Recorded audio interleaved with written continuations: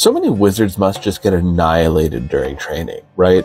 Like, wizarding itself is a tough enough job. You gotta study all the books, master the magics, deal with all the weird incantations, creepy ingredients, all that stuff.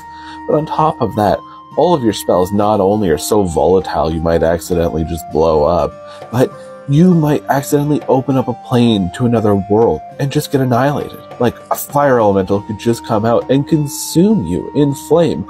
You could accidentally open up a portal to the Nine Hells and whoops, there goes your soul.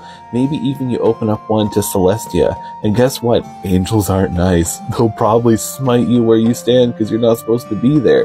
There can be all sorts of things that could happen to a wizard before they've even really mastered the art of magic, and they just keep making mistakes.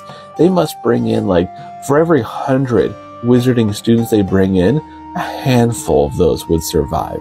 3 or 4, maybe 10 if you got a real good class.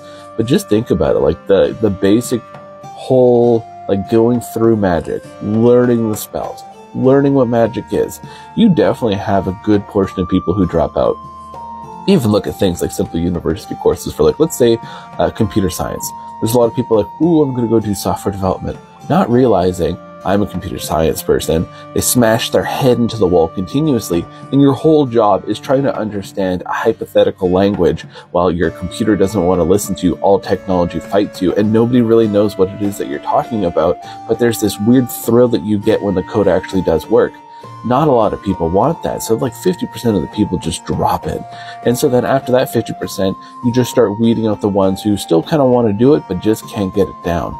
And that would be the same with wizarding. I guarantee you, like, 50% of them just out the first year. And then after that, it's just like weeding them down to more and more and more and more. We see all these different, like, medias with wizards with, like, oh, the wizarding family is sending up the kid off to go do wizarding school. That kid might just suck.